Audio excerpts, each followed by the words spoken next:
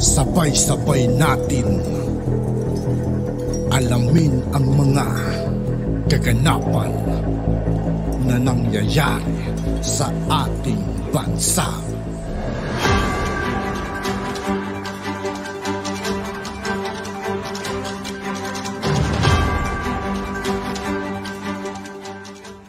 Yo, what's up mga kaibigan? This is I2K po again. Ngayon nandito ulit tayo sa channel ni Banat Kabayan TV. Dito naman ulit tayo magbibigay ng komento at reaksyon. Kaya samahan nyo ako guys. Let's go!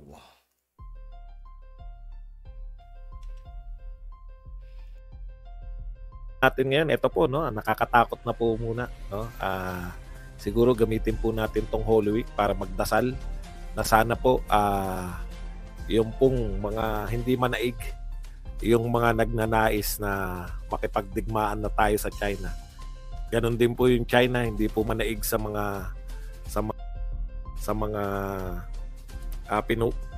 pinuno ng China na digmain na tayo. Kasi nakakatakot na po itong mga pronouncement, no? Ako, nagsalita na po yung Pangulo ng Pilipinas. Hindi po kami ang Pangulo ng Pilipinas. Kahit na po anong tutol namin yan sa gera, kahit na po sabihin natin na ayaw natin ng digmaan, ang magpapasya po yung Pangulo ng Pilipinas, no? Ito po, pakinggan po natin. Siguro marami nagbubunyi sa inyo ngayon na mga supporters. Filipinos do not yield. President Ferdinand Marcos stands firm that the Philippine government will not surrender the country's sovereign rights over the West Philippine Sea and will not be deterred by China's threat amid its recent intimidation. Actually, hindi na po intimidation yan. Over the succeeding weeks, there shall be implemented by the relevant national government agencies and instrumentalities a response. Meron pong response and countermeasures package that is proportionate, deliberate, and reasonable in the face of the open, unabating, and illegal, coercive, aggressive, and dangerous attacks by agents of the China Coast Guard and the Chinese Maritime Militia. Alam niyo po, ako, sumobra naman, no? Hinihiling ko talaga na, di ba, sabi ko nga, makipag-tirahan na po tayo ng tubig. Kung tinitira po tayo ng tubig, tirahin din po natin ng tubig, no? Okay lang ako ron, eh. Pero yung iba po itong sinasabi ni Pangulong Marcos, eh, no? Ang sinasabi niya, there shall be, hindi po defensive, eh. Hindi po yung pag tinira tayo, meron din tayong maglagay rin tayo ng mga pambomba ng tubig. Hindi po ganun yung sinasabi, no? Kung uunawain po natin, ito po ang sinasabi niya. There shall be implemented by the relevant national government agencies instrumentalities a response and countermeasure. Response po, eh. Babawi tayo, re-rest back tayo. Alam niyo po, sa kung mga usapin po yan ng esports, ang sarap pong pakinggan, no? Talo tayo sa China, bawi tayo, no? Kaso hindi po sports to. Yung tayo na, yung ibig sabihin na tayo na po yung babawi tayo, hindi na po to defensive, eh.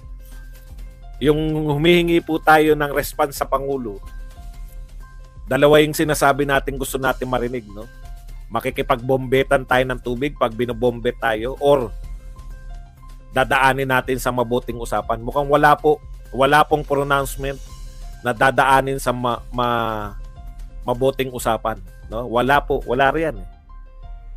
At hindi rin po yung makikipagbombetan tayo kung bobombetin tayo.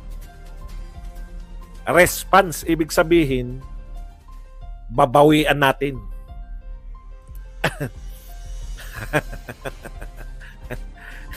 Ngayon, kung hindi po kayo takot, matatapang pala kayo. Ako po kasi natatakot ako kasi, di ba?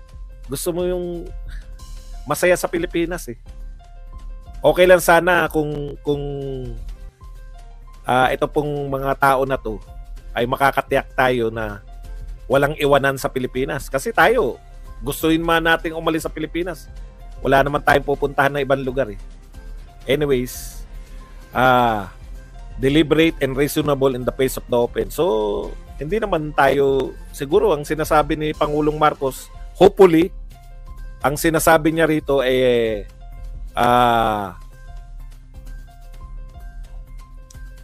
ano lang, no, yung bombahan lang ng tubig. Sana naman hindi po yung iba pa, no? Okay, we seek no conflict with any nation. Mabuti naman po, mahal na Pangulo. More so nations that purport and claim to be our friends. But we will not be cowed into silence. Okay po yan. Naniniwala po kami na hindi po tayo dapat nananahimik. Submission or subservience. Filipinos do not yield. Ang bibigat po nito, no? Ang bibigat po nito. Sana ito tokis lang, no? Kasi, sana itong lahat ng sinasabi ni Pangulong Marcos ay tokis lang para mauwi po to, no? Yung pong mga may kalmadong mga utak ay makonbinsi ang bawat panig na mag-usap. Kasi wala po sa sinasabi na open pa sa usapan eh. Babawian natin eh. Parang ganun yung gusto eh. At sana tumigil na rin po muna yung kaatake sa mga Duterte, no? Wala, labas na po yung Duterte rito. Iba na po yung pinag-uusapan. Duterte pa rin kayo. Alam niyo po, tigilan niyo na yung mga imagination niyo. Hindi po masisira yung mga Duterte dyan sa mga ginagawa ninyo, no? Okay. Ang nakakatakot nito, may binabanggit pa po si Pangulong Marcos. Ito po, dito ako kinabahan eh. Okay lang yun sa atin na gaganti tayo, no? Pero dito po ako kinabahan. Dito po sa mga tinuran ni Pangulong Marcos na ito. The President also said, the Philippines was in constant communication with allies, partners, and friends in the international community. Dito po ako no? Kasi yung respond ni Pangulong Marcos, mukhang dahil sa constant communication niya with our allies and partners. Kasi kailan ba tayo binombit? Ilang araw na, di ba? Tapos ngayon lang tayo nagpahayag. Sana, kung ito, binombit tayo ngayon, tapos nagpahayag si Pangulong Marcos, pwedeng itong sinasabi ni Pangulong Marcos, pwede pa nating i-take na ito ay dahil sa galit, no? Nakita niya na talagang tinira direkta yung ating supply ship. No, yung immediate reaction ng isang leader na galit, no? Babawian natin yung China, 'di ba? Yun yung sana kaso po ito nakalipas na yung ilang araw eh. Na cool down ka na eh. Kung ito po immediately after na binomba tayo, nagsalita si Pangulong Marcos ng mga ganito. Ulitin lang natin kung ano yung sinabi ni Pangulong Marcos. Relevant national government agencies there shall be implemented over the succeeding weeks, there shall be implemented by the relevant national government agencies a response and countermeasures, no?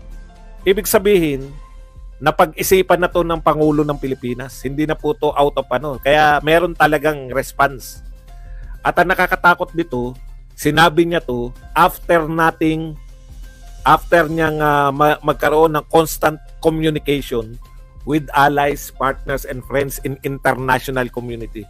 Pero before po nito, magko-conduct na rin po yung China ng mga military exercise with our ASEAN neighbors, no? Tayo po, solo tayo sa ASEAN, sa mga ASEAN. Ibig sabihin, pag nagkagulo po diyan, hindi lang po China ang posible natin makalaban.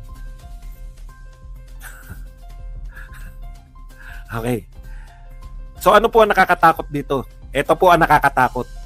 They have offered to help us.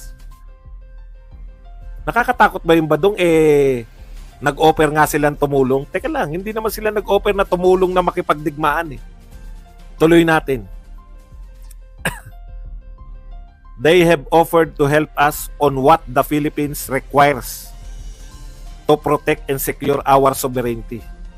Unawain niyo po yung sinasabi ni Pangulong Marcos Hindi po sinabi ni Pangulong Marcos na nag-offer sila na makikipaglaban side by side with Filipinos. Hindi po.